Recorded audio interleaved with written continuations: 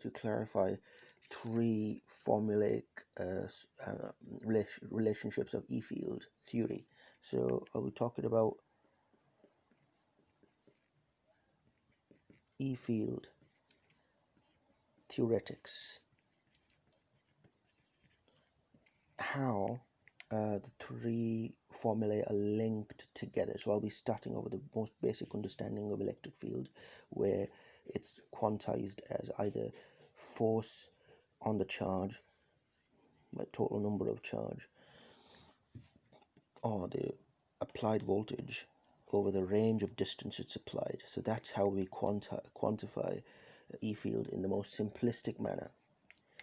Now, we know that electrostatic force of attraction and repulsion is governed by the formulaic relationship of K, which is 1 over 4 pi epsilon, times Q1, Q2 over R squared in the direction of R hat, right?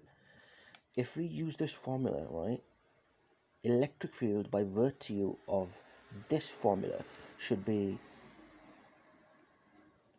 one charge less. It should be Q over 4 pi epsilon R squared minus, and I'll explain the minus later, in the direction of R hat. Then if we were to, now hang on, now if we want this, which is the voltage, the potential, we call it potential. In electric field theory, we call this the potential, not the voltage. It is voltage, but we call it potential. And potential would be something like this. It would be V equals ED dot product. So what would happen is we'd have to multiply this formula with an R, so this R squared would get struck out into R. That's it. So we would get Q over R, not R, but it would be negative. Now, why is it negative? It's negative because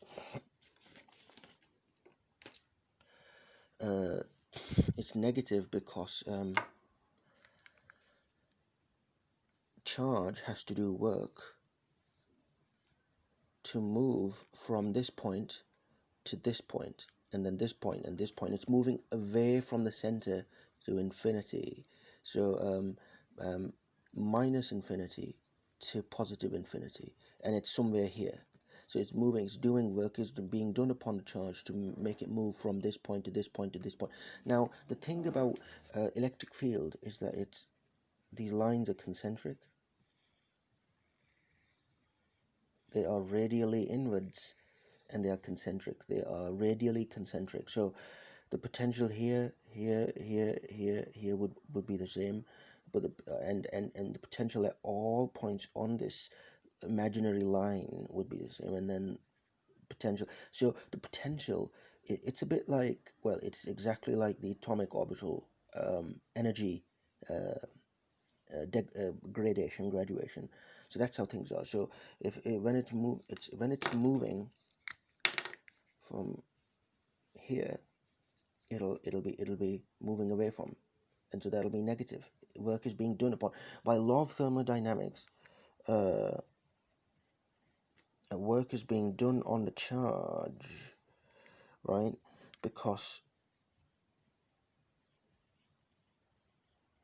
work is being done on the charge, and work is being done on the charge to yield a change in its position in the E field, the 3D E field, the 3D. There we go.